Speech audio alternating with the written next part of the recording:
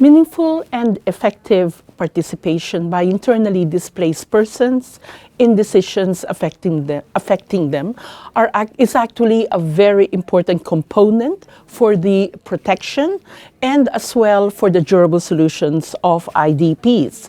However, it's not as easy as it sounds.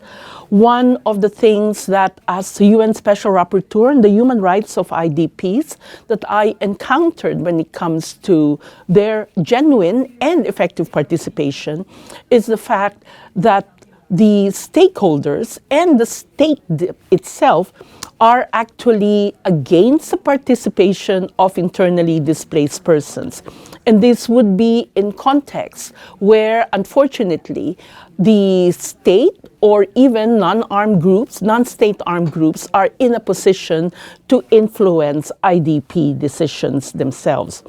On the other hand, IDP participation can also be prevented by the fact of power imbalances. And this power imbalance is not only with regard to the balance between the power of the state or the non-state armed group and the IDPs themselves, but also within IDP communities. Within IDP communities, one would find that there would be some dominant groups that would actually not allow other views with regard to the participation of other members of the IDP communities.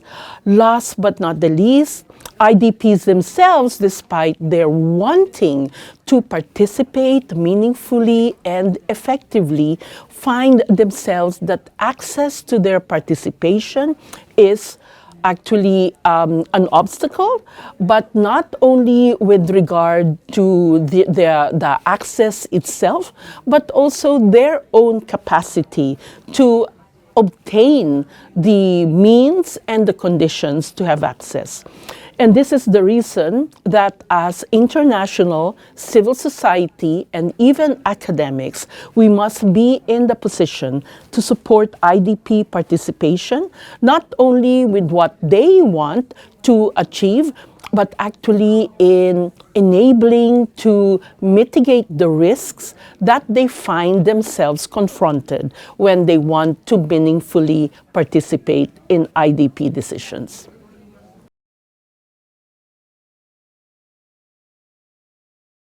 The lack of sufficient resources and support for the IDPs, the diversity of IDPs. Issue of funding, if I go to issue of funding, most of the time,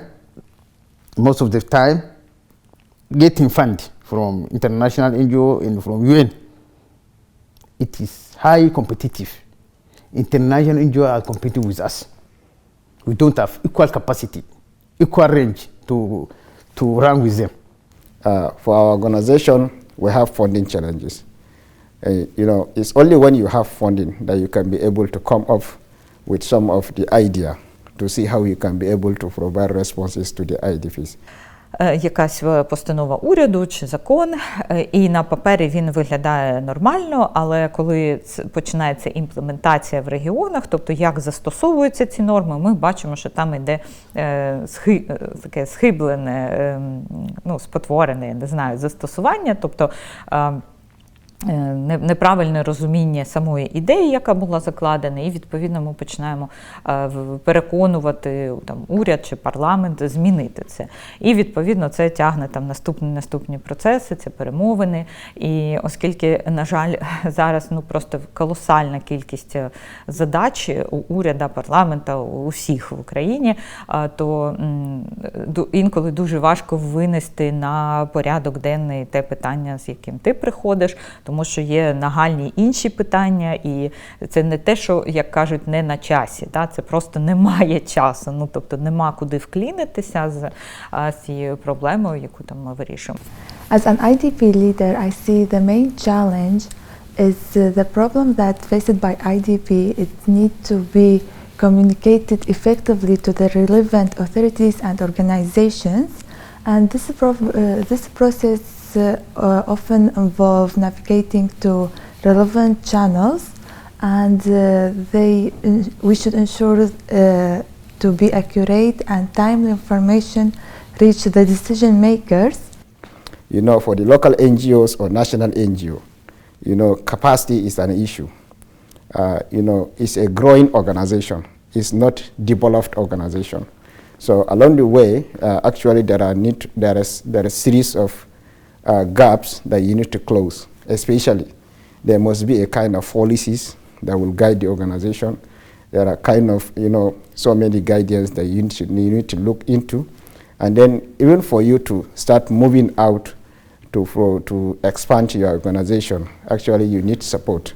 And also there is need for you to be collaborating with the government to see how you can be able to cushion and then support what government is doing. So being a national NGO, local NGO, actually sometimes it is going to be very, very difficult or challenging time for you to get access to these stakeholders in order to run the organization. Desde mi experiencia, ser joven y mujer es un desafío, por ejemplo. Primero, ser joven en un espacio de participación donde la mayoría de las personas son adultas y en un país en el que a los jóvenes no nos reconocen como víctimas del conflicto armado, porque como el conflicto es tan antiguo y lleva tantos años, se cree que las víctimas del conflicto armado o las personas que sufrieron el desplazamiento son aquellas que hace 60 años lo vivieron, cuando claramente en el país había un auge del conflicto armado. Pero la realidad es que en Colombia hoy nos seguimos desplazando, hoy siguen asesinando personas, hoy siguen desapareciendo personas, siguen secuestrando personas. Y hay familias conformadas por personas jóvenes que están padeciendo el conflicto armado. Entonces, en estos escenarios, tener un reconocimiento y poder posicionar la voz también de las necesidades específicas que tienen los jóvenes víctimas del conflicto armado ha sido un reto inmenso. Que es muy difícil liderar procesos cuando eres una persona joven, cuando eres una persona LGTBI y cuando eres una persona desplazada internamente, ¿no? Porque también te enfrentas a la discriminación y a la estigmatización social, ¿no? Ну, перш за все, один з викликів, основний, напевно, це жіноча експертність, бо жіноча експертність завжди ділиться на стереотипи, в яких ти маєш бути втричі більш експертною, аніж чоловіки, більш розумнішою, робити більше. Pero además, hacerlo como mujer, en un país claramente machista, en una sociedad claramente machista. En un país donde el conflicto armado, las mujeres lo padecieron en gran parte, por ejemplo, sufriendo violencia sexual, siendo instrumentalizadas por los hombres, siendo menospreciadas por los hombres, entregadas muchas veces por sus familias al conflicto armado. Y claramente esto en un país, a pesar, digamos, que en el espacio todos somos víctimas, hay unas voces que se sobreponen sobre las otras. La falta también de condiciones de seguridad, de protección, pues como se conoce, Colombia es uno de los países que más asesina líderes y lideresas, defensores de derechos humanos. Entonces, mientras no hayan garantías y programas de seguridad efectivos que protejan nuestras vidas como líderes de población desplazada, pues eso se convierte también en un desafío para que podamos ejercer plenamente nuestro ejercicio a la participación democrática. Otro punto muy importante es la salud mental. La salud mental, porque trabajar con víctimas, siendo una víctima, también hace que te sobrecargues, ¿no? A nivel emocional, y tarde o temprano esto explota. Entonces, cuando explota, llega la desesperanza, llega la culpabilización, y muchas veces también llega este síndrome del impostor, ¿no? Que hace que invalidemos nuestras emociones. Це триваюча збройна агресія, війна, постійні обстріли, триваюче переміщення людей, люди рятуються від війни, і ми сьогодні маємо одночасно розгортати програми інтеграції на умовно більш безпечних територіях і реагувати на швидкі якісь виклики, на обстріли, переміщення, евакуації. І це дійсно великий і масштабний виклик одночасно працювати над всіма напрямками гуманітарного реагування в межах однієї країни.